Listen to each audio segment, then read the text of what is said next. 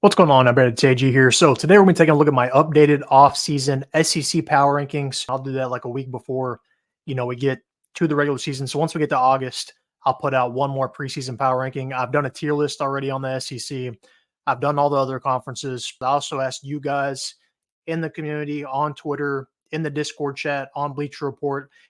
I've got about 50 or so, 50 to 100 comments from you guys we're going to take a look at. I asked you guys to rank your top 10 SEC teams. So we're going to look at my power ranking. We'll go to yours and break all that down. All right, so that being said, let's go ahead and get started. Starting number 10 here. Sorry, not number 10, number 16, Vanderbilt. All right, so Vanderbilt, kind of the bottom dweller right now. Last season, 2-10, and I really don't see too much room for promise here. I don't really see it changing too much. I mean, they're bad last year. They've been bad. And with adding Texas and Oklahoma, it's probably only going to get worse for them in terms of recruiting. I don't know what it's going to take for Vanderbilt to eventually jump up the ladder a little bit. They're probably just going to have to get lucky, somehow get a really good head coach that knows how to recruit the portal to kind of get guys at Vanderbilt to where they can compete. They might play with Mississippi State this year. That's kind of the bottom two, but Vanderbilt probably at the bottom once more. Number 15, Mississippi State. Should be a fairly similar situation this year. I don't think they'll be very good, but they've got a new head coach. Jeff Lebby comes over. So the jury's kind of out on him. How is he going to be as a head coach? He's been offense coordinator, had some success as that. Last season, they weren't very good. They've got a lot of roster turnover this year. Blake Shapen at quarterback from Baylor. He had some so-so success at Baylor, so maybe that can translate a little bit, but probably fairly unlikely, I would say. So that's why they're number 15. Number 14, South Carolina, with Spencer Rattler at quarterback, they beat some teams, not this past season, but the year before that. That last stretch of the season, they kind of went on a really good run those last 4 or 5 games. If they were only going 5-7 with the roster they had last year, it's probably not going to be a very good season. Now, supposedly Sellers, the guy they've got a quarterback now, is supposed to be pretty good. Maybe he'll shock me, but again, with how the team is around him, I really don't see him improving from 5-7. It's probably only going to go downhill from there. So really the question is, how long is Beamer going to last at South Carolina? Number 13, Arkansas. Sam Pittman kind of fighting for his job this year. He's definitely on the hot seat, and probably for good reason. Last season, they were 4-8. Now they bring in Bobby Petrino as the offensive coordinator. You'll remember that whole situation with him getting ran out of town when he was the head coach, crashed the motorcycle, all that good stuff. But they've overhauled this roster a little bit. If they had a more manageable schedule, I could see them being pretty improved. Like, they bring in Taylor Green at quarterback from Boise State, pretty good dual threat guy. They bring in Utah's running back. So there's room for hope, I guess, is the word I'm looking for here. I mean, they have some potential, but again, with the way their schedule plays out. Number 12, Oklahoma. So it's probably low for a lot of people. Last season, 10-3. All right, solid year in the Big 12. Gave Brent Venables an extension. First off, I don't know why they gave him that extension yet. I would make him prove it in the SEC first. And really, besides last year, they haven't been very good with him. Now, Oklahoma is one of the more historic teams of the past 20 years. Like, they're always fairly successful, I would say. But Dillon Gabriel's gone. Dillon Gabriel went off against Texas. Like, kind of one of the main reasons they beat Texas was because of Dillon Gabriel. He's gone to Oregon. All right, so how is Jackson Arnold going to look? He looked a little spotty in that bowl game. Now, can't read too much into a bowl game nowadays because you only know who's playing, who's not playing. And also his first start, I can't really judge that. But he's had a little offseason now as the starter. Brent Venables is the guy long-term now. So how are they going to look moving to the SEC? I'm a little skeptical on them. I know a lot of people have them in the preseason top 25. And once we get to your guys' top 10s, Oklahoma actually got quite a bit of love, surprisingly. I know I'm lower on them than most, but I don't know. I'm questionable on Brent Venables in particular. I don't think he's a very good head coach. He's really good coordinator, but head coach, he's been spotty, particular without Dillon Gabriel. I haven't been sold just yet. I'm hoping he shocks me, but I don't know. Number 11, Texas A&M. So I think they have a lot of potential here. They're another one that's probably low for a lot of people. Last season, 7-6. They lost a whole lot of their roster when Jimbo Fisher left. All right, they bring in Mike Elko from Duke. Mike Elko is a good head coach. I think he will be successful in the long run at A&M. I think he won 9 games in his first season at Duke. Now, he had Riley Leonard there. They were pretty good last year. They were arguably a top 15 team when they had their full roster healthy last season, I would say. But as far as this year is concerned, year one in the SEC with the amount of roster turnover they have had, it's going to be difficult. Now, I've seen a lot of people saying they're a college football playoff sleeper team. Now, Now, Connor Weigman, however you say his name at quarterback, I've seen him floating towards like top 5 quarterback range. So maybe he can shoot up the boards. Maybe he can have a really good year this year. But like I said, year one, getting the job done that quickly in the SEC with a complete roster overhaul is going to be fairly difficult for Mike Elko. All right, let's see here. Next up, we've got number 10, Kentucky. All right, Kentucky, I'm not the biggest believer in Stoops, but I think he's done a really solid job at Kentucky. Now, if you remember, backtrack to this offseason, after their bowl game, he had supposedly taken the A&M job. Then they beat Louisville in the bowl game, or it might have been the bowl game, might not have been the bowl game. I can't remember. It might have been the last game of the season. But anyways, they beat Louisville. He's like, yeah, you know what? Actually, I'm going to stay at Kentucky. So I think the roster, we'll see if they respond positively or negatively to that. I think they'll respond positively. They're always right around the 7, 8, 6 win range with Kentucky. And with what they have coming back, now I don't have everybody coming back, but what they have coming back, I think they'll be better than Oklahoma and A&M. But I think there's like a clear tier list in the SEC. You know, you got like the bottom 4 teams. Then you've got the team we're going to talk about next, Kentucky, A&M, and Oklahoma. I think they're all in the same grouping as well as another team above them. And then I think like the top 7 is clearly head and shoulders above everybody else. And in particular, the top 5 are all shoe-ins to be in the college football playoff, in my opinion. But Kentucky, they'll A&M and Oklahoma, and as well as the 2 teams we're going to talk about next, could all flip-flop, back and forth. But Kentucky, they're going to have a different quarterback this year, former Georgia backup. So we'll see how he can do. They bring in some solid transfer portal pieces to where this offense should be a little explosive. But we'll see what happens. But Stoops is in it for the long haul now. All right, so he didn't take that A&M job, so he's probably staying at Kentucky. So whether that's good or bad for Kentucky fans, I don't know. I mean, I don't know what the expectation should be necessarily for their football team. I think what Stoops does is probably solid enough, I would say. All right, number 9, Florida. All right, so this might be high for some people. Last season they were 5-7, but they were really close in a lot of ball games. They played with some of the tougher competition. Now, Billy Napier, all right, similar with Sam Pittman, like he's in win now mode. And with that schedule, their schedule's brutal. But the question mark is going to be, what do they do at quarterback? They bring in DJ Lagway, all right, supposedly really impressive freshman. And with the situation Billy Napier's in, like he's got to win now. So I really don't know if he'll start Lagway right away because they've got to win. I mean, you can't really take that risk of, it's going to be better in the long run if we start this freshman because we're not going to win the national championship this year anyway. But if you're a Florida fan watching this, though, what is the line you think that needs to be drawn this year as far as record-wise for Billy Napier to get another year? Like, does he need to get above 500 to get another year? Does he need to win 10 wins to get another year? What do you guys think? I think they'll fire him after this year and probably hire, Jeb Fish. I think he's a Florida alum, the Arizona, Washington coach. You could go Jamie Chadwell. That's another one I wouldn't mind. But then again, when doing that, that's kind of, like a lot of coaches do. They're successful at the G5. Once they get to the P4, P5, they're just not very successful. All right, next up. So this is another one that can kind of go back and forth on. Auburn.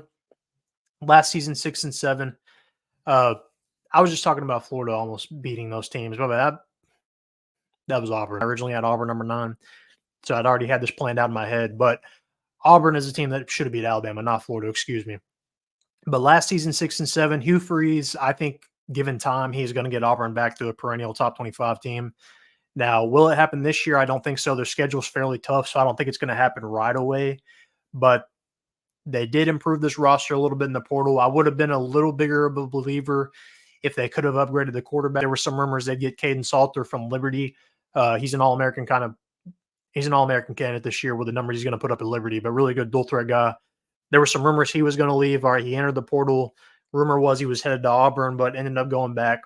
So they're sticking with probably Peyton Thorne at quarterback. So I think that's going to limit them a little bit, but given time, Hugh Freeze is definitely going to get this team back up. So now after this one, we get into, I would say, the top tier as far as like legitimate college football playoff contender status, top 25 team status. So number 7, I've got LSU. All right, so 10-3 last year. LSU is really high on a lot of people's boards, really low on a lot of people's boards. I've seen them getting a lot of praise, a lot of almost overhype.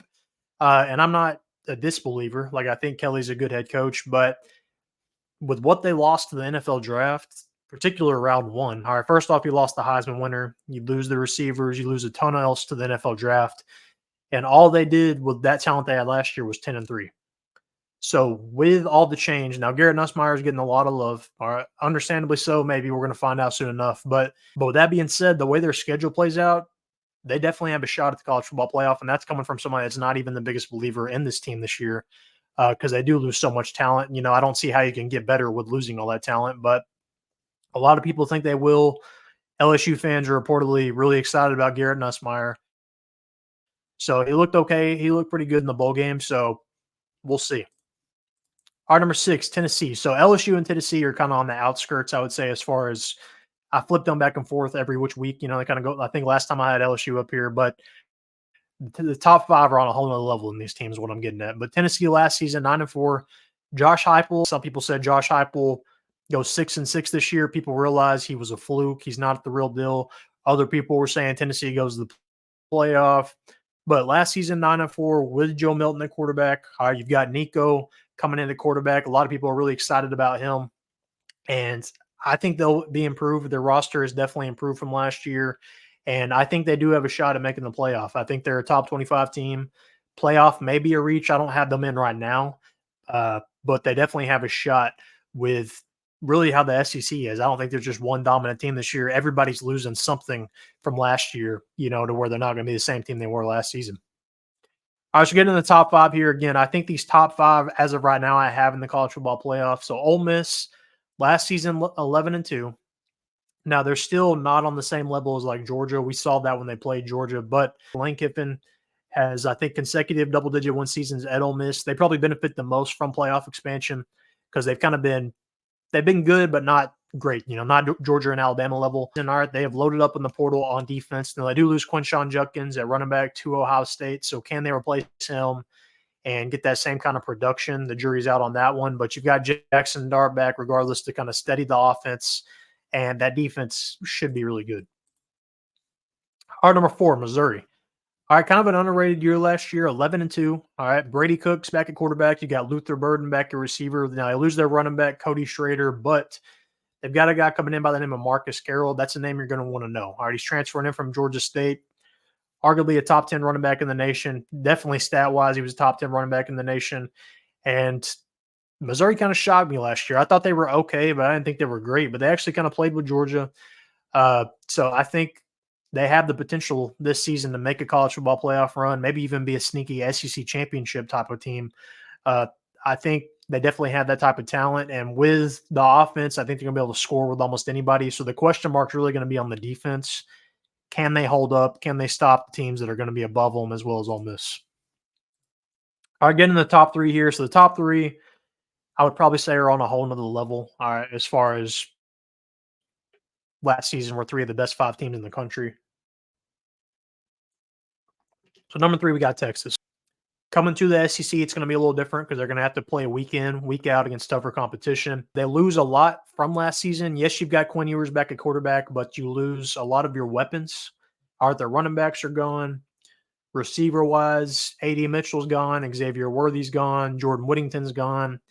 Sanders at tight end is gone. We saw their defense against Washington looked kind of spotty. Some solid portal pieces receiver-wise. Can those guys replicate that production that A.D. Mitchell, that Xavier Worthy, that Sanders had? You've got the quarterback back. You've got some good pieces on the line back, but how are the weapons going to look, particularly in the SEC? Now, you've got Isaiah Bond coming in from Alabama. Reports are he looks pretty good, but I'm a little skeptical on how those pieces are going to fit, okay? Like, yes, Quinn has impressed me when I've watched him, but with the change of the skill positions, like I said, how are those guys going to be able to replicate that production?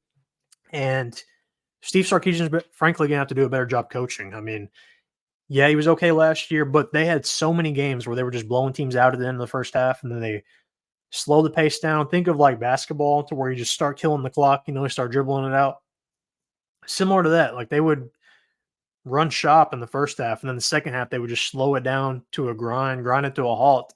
That almost cost them a couple games. I think it was Kansas State and Houston that come to mind where they almost blew those games because of that. Like they're going to have to pick that crap up if they want to be a legitimate contender.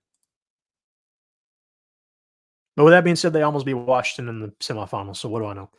All right, number 2, Alabama. So I did flip them in Texas from last time. Alabama last season 12-2. As we know, Nick Saban is out the door. He's gone. Are you bringing Kalen DeBoer from Washington?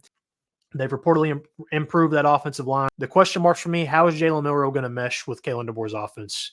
DeBoer likes to throw it a little more than Jalen Milroe's skill set is led to, I would say. Now, Jalen Milroe, I've been impressed when I've watched him, not necessarily throwing wise, but I think he's the best athlete on the field at all times. You know, he's one of those guys that can play any skill position on the field and start at a Power 5 school, Power 4 school. So he's kind of got that going for him. He can really run. How can he improve throwing wise, and how can Kalen DeBoer kind of alter his offense? But I think they should be a college football playoff team. But he's won everywhere he's been so far. But coming to Alabama is a whole different animal. The expectations are going to be different. So he's got a lot of pressure there. All right, and number 1, Georgia. They bring Carson Beck back there at quarterback, but they lose pretty much all the other skill positions on offense. Ladd McConkey's gone. Brock Bowers is gone. So those two have been a mainstay over this run. And so how are they going to find that production? Now, Kirby Smart's kind of earned the benefit of the doubt here, arguably the team to beat every season now. So how are they going to look in the new look SEC? Can Texas give them some issues? We'll see. Now, Georgia's schedule as well as Alabama's is freaking brutal. I don't see how Georgia makes it through it undefeated. Like, despite if they are the best team in the country or not, with their schedule, I don't know how they make it through it undefeated because they play, I don't know if Missouri, but Ole Miss, Texas, and Alabama, they play them away. And they also play Clemson, so that's a tough schedule. Georgia's going to have their work cut out for them this season. All right, so that being said, let's go ahead and look at your guys' comments that you shot over. So again, I asked you guys on Bleacher Report, in the community, on Discord, on Twitter, to let me know your top 10 SEC teams ranked. All right, here we go. Let's get started here. All right, so first up, we have a comment from Maha. All right, he says, so this is in order. He's got Georgia, Texas, Ole Miss, Tennessee, Bama, so he's low on Alabama. LSU, Missouri. All right, I would agree on those 7. Not necessarily the order, but I agree on the 7. He's got Florida, A&M, and Oklahoma. Just off the top of my head, he says, okay, so top 7 are the same. All right, and then Missouri, A&M, and OU, like I said, pretty much 8 through 12. You could probably flip-flop any which way. All right, next up, Georgia, Texas, Ole Miss, Alabama, Missouri, Oklahoma. So he's got Oklahoma slide in the top 7. Tennessee, LSU. So this is one that's lower on LSU, actually. Auburn, Texas A&M, Kentucky. That's from AC. So he's got Kentucky up in the top 10 as well as Auburn. Who's he got left out here? Florida, I guess. But yeah, he's lower on LSU than most.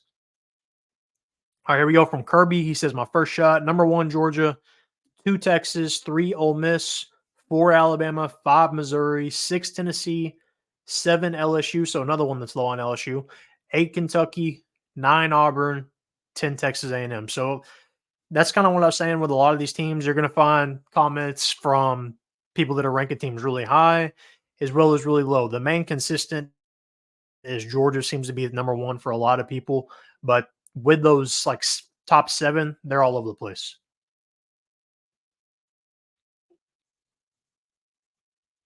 All right, next up here, we've got number 1, Georgia, 2, Bama, 3, Texas, 4, LSU, 5, Ole Miss, 6, Missouri, 7, A&M, 8, Tennessee. So this person is low on Tennessee, Oklahoma, and 10, Florida. That is from Joe. All right, next up from another Joe. All right, this got to be an LSU fan the way he spelled Joe. Georgia, Texas, Alabama, LSU, Ole Miss, Tennessee, Oklahoma, Texas A&M, Missouri. So he's low on Missouri. Auburn. I changed Auburn and Kentucky after thinking about it. So he had Missouri really low here. We haven't really talked about them yet, but the lower we get on this list, there's a lot of people that are low on Missouri. All right, James says, number 1, Georgia, 2, Texas, 3, Ole Miss, 4, Alabama, 5, Missouri, 6, Oklahoma. So he slides Oklahoma up there, understandably so, I guess, above Tennessee and LSU, 9, A&M, and 10, Florida. All right, YZ Wiz, however you say this one, sorry. All right, so he says, instead of 10, I'm power ranking the whole conference. All right, awesome. All right, so let's see. Number 1, Georgia, 2, Texas, 3, Bama, 4, Ole Miss, 5, Missouri. All right, so he's got a similar top 5 I had. All right, Oklahoma, Texas A&M, Kentucky. Wow, okay. Number 9, LSU, 10, Tennessee. So he's low on both LSU and Tennessee. 11, Auburn, 12, Florida, 13, Arkansas, 14, South Carolina, 15, Mississippi State, and 16, Vanderbilt. So that's actually a little different there. All right, MT says number 1, Georgia, 2, Texas, 3, Ole Miss, 4, Alabama, 5, LSU, 6, Oklahoma, 7, A&M, 8, Florida, Missouri, and 10, Kentucky. So there's another one that's low on Missouri. Off topic, but this is my last night left in Vegas. What should I do? Okay. I don't know how this question slipped in here, first off. All right, Sam, let's see. I got 2 things that are coming to mind, Sam. All right, so number 1, well, screw it. We'll go ahead and say it. I was going to bite my tongue here. But number 1, you're going to get paid, Sam. All right, so last night in Vegas, we're not going to go full hangover situation, but you're going to get paid. So go play some blackjack, go hit up the casino, go make you some money. Was that Allen in the hangover? He's like, it says we should bet in teams. And number 1, you're going to get paid. Number 2, something that rhymes with paid. I don't know if I can say it or not. We'll go with it. All right. You're going to get paid. You're going to get laid. After you get paid, you're going to go hit up the club, go hit up the streets, whatever you need to do.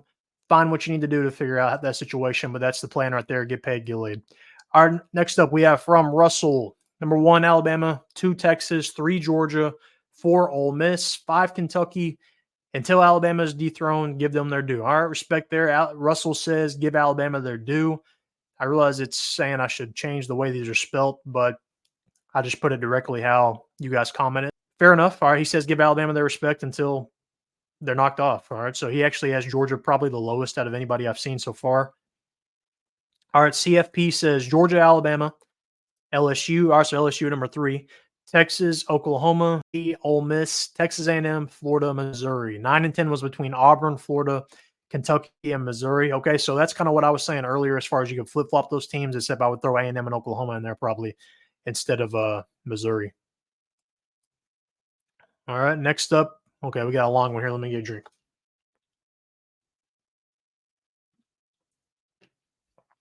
All right, here we go. All right, in full honesty, no bias, my list goes. Number 1, Georgia. They have one of the premier coaches at a program he's coached at for years and is a proven winner. Can't argue that. Number 2, Alabama. We have, okay, it's just an Alabama fan. We have maybe the second best coach in the sport and one of the most promising teams this year. All right, yeah, I can see that with him being the second best coach. 3, Texas. I feel Texas will struggle playing a full SEC schedule. I agree, and have a crisis halfway through, but they will be good. I kind of feel that way about a lot of these teams, whether it's Texas, Oklahoma, whether it's the Big Ten teams, Oregon, Washington, USC. I think they're going to struggle a little bit playing week in and week out tough competition. 4, Ole Miss, going to be Ole Miss again. 5, LSU. They have the potential, but with a new QB and unfit SEC-type defense, they will have another underwhelming year. 6, Missouri. Good class coming in and have a point to prove that they are here to stay, but I feel like they will do a typical Mizzou season. 7, Tennessee. When your entire potential depends on a first-year starting quarterback, you can never be certain. And if he doesn't pan out, they're screwed. That's from Astro. All right, so I kind of agree with all the points he said there. Like Tennessee, first-year starting quarterback, the jury's going to be out. You don't really know how he's going to be. And then if it doesn't hit, yeah, you're in trouble.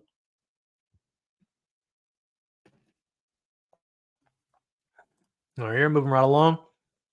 All right, Kim says Georgia, Alabama, Texas, Ole Miss, LSU, Missouri, and Tennessee. So, again, those are the top 7, I think, by a long mile. And you could flip them any which way. You could flip maybe Bama for Texas. I don't think any team in the SEC goes unbeaten this year. Okay. All right. So, yeah, I've alluded to that in my bold predictions. I think everybody's going to lose, maybe even multiple games almost, which is going to almost where excuse me. It's going to make it to where if some team like, say, Missouri somehow goes undefeated or has 1 loss, but Texas, Bama, and Georgia all have 2 losses, Missouri's going to sneak into that college SEC championship. Allergies are acting up all of a sudden. All right, here we go. All right, number 1, Georgia. 2, Alabama. 3, Ole Miss. 4, Texas. 5, Tennessee. 6, Missouri. 7, Oklahoma. 8, LSU. 9, Auburn. 10, Texas A&M. Haven't seen Auburn getting a lot of love. And they weren't great last year, but again, I think Hugh Freeze will get that team back on track. That's from Brian. All right, next up, Georgia, Texas, Ole Miss, Missouri, Alabama, Oklahoma, Tennessee, LSU, Auburn, A&M, and Kentucky. That's from Easy. Chris says number 1, Georgia, 2, Texas, 3, Bama, 4, Ole Miss. I don't know after 4. All right, so he says it's a clear top 4 probably. Then after that, best of luck to you. All right, this one has to be a parody. We're going to read anyway. Number 1, Vandy, Mississippi State, Arkansas, Auburn, LSU, Florida, Kent, Oklahoma, Texas, South Carolina. I'm assuming Joe Mama. That's definitely an sarcasm. Number 1, Georgia, 2, Bama, 3, Texas, 4, LSU, 5, Tennessee, 6, Missouri, 7, Oklahoma, 8, Ole Miss, 9, Texas A&M, 10, Auburn. That's courtesy of Eric. All right, 1, Georgia, 2, Bama, 3, Texas, 4, LSU, 5, Ole Miss, 6, Oklahoma, adding up again, 7, Tennessee, 8, A&M, 9, Auburn, 9, Auburn, 10, Kentucky. So he doesn't even have Missouri in his top 10 here from Terry. Okay. All right, here we go. Uh-oh, this is so long. All right, hard to argue against Georgia being number 1. The next 2 are Texas and Bama. Next group is LSU, the Vols, Oklahoma, and maybe Ole Miss or Missouri. Okay, so I agree with kind of what he's saying. There's a top 3, and then after that, you got another tier. A&M and the Gators should round out the top 10. My doors, this is a Vanderbilt fan. My Commodores will likely be squarely at the bottom. Going to be a tough season, as always. That's coming from John. Pour one out for John, guys, if you're watching, man. That's tough. Moment of silence for John. Good news is, later this month, you can take them over in NCAA 25, take them to the playoff. Who knows what will happen. All right, Matt says Georgia, Texas, Alabama, Ole Miss, Missouri, Oklahoma, Tennessee, LSU, Texas A&M. All right. All right, here we go. 1, Georgia, 2, Ole Miss. This is probably the highest they've been on anybody's list. 2, Ole Miss, 3, Alabama, 4, LSU, 5, Tennessee, 6, Missouri, 7, Kentucky, 8, Texas A&M, 9, Texas, 10, Oklahoma. The teams, Texas number 9. So he's saying they kind of got to prove their worth, I guess, the newcomers. I expect both to rise to the top half in the first 4 weeks of the season. That's coming from Sensei. All right, Sensei. Okay, I'm trying to read this one. RC, I think that's supposed to say Georgia. I probably put an extra S in that one. Let's go ahead and delete that. I'd make Georgia. All right. All right, so he's definitely not a Georgia fan. I'd make Georgia and Bama 1A and 1B. I believe it's extremely close between Georgia, Bama, and Texas. Of the 3, Georgia has the toughest schedule to navigate through. So, yeah, I agree. Georgia and Alabama's schedules are brutal, but those are clearly the top 3, I would say, definitely. All right, 1, Georgia, 2, Texas, 3, Bama, 4, Ole Miss, 5, Missouri, 6, Oklahoma, 7, Tennessee, 8, LSU, 9, Kentucky, 10, Auburn. That's courtesy of Tim. Georgia, Ole Miss, Texas, Alabama, Tennessee, A&M, Missouri, Oklahoma, LSU, Florida. In my opinion, that's courtesy of Weston. All right, let's see. This one, anybody in the top 4 can win it. This guy kind of put them in tiers, so this will be a little interesting one. Anybody in the top 4 can win it. Georgia, Texas, Ole Miss, Alabama. Next up, something new will limit their success. Tennessee, quarterback. LSU, quarterback, defensive staff. OU, quarterback, both coordinators, completely new O-line. Then A&M, new staff. Don't sleep on Auburn. Don't sleep on Hugh Freeze. Ridiculous schedule. Florida, I agree. Toughest schedule in the country, I think. Then no chance. Mississippi State, Florida, South Carolina, Arkansas, Vanderbilt. That's coming from Lance. He might have left out Missouri somewhere in there, but he's got them in a tier order. I can respect that. All right, this is the last one here, coming from a Texas fan. He put basically why Texas will win the conference and then why they won't win the conference. So he had a good take on this one. All right, he says Texas will win the SEC because they feel they need to prove themselves more than anyone else in a new conference. Majority of the team returning with a goal, a lot of focus, and one mindset on winning an SEC title first year in, and ultimately the college football natty proving Texas is back. All right, so that's why they will win the SEC. The other side of the coin is that the big boys – I skipped the line. Other side of the coin is that you are now in the SEC and playing with the big boys all year. All right, so that's what I kind of alluded to earlier. Where was I? As a fan, I ask myself, number one, can we stay healthy? Number two, do we have the coaching staff to compete in the SEC? And this is a Texas fan, by the way. Number three, can we actually back up what we say all year long, week in and week out, and not just a game or two in the regular season? We have to be prepared every single week, or else we will get eaten alive. That's coming from Ray. So he kind of has one extreme or the other. SEC play could eat Texas alive, or Texas go win the SEC year one. And I think that's our last one. So yeah, all those responses courtesy of Bleacher Report, Twitter, email, and community comments. You can contact me on any of these right here. All right, so you can email me, Twitter, comment in the community, comment on my post on Bleacher Report, or you can join the Discord. There is a link in my channel about that if you're interested in that. All right, but guys, those are my SEC Power Rankings, updated offseason edition. And over the next coming weeks, I'll be putting out my top 25 preseason teams. I'll be doing one by one, so 25, 24, and so on, as well as my G5 top 25 minus 15. So my top 10 G5 teams at the moment. I'll be doing all that. But thanks for watching, guys. Let me know your SEC Power Rankings down in the comment section. What did you think of mine? Who would you move up? Who would you move down? Let me know. Comment down below. Make sure to like this video and subscribe.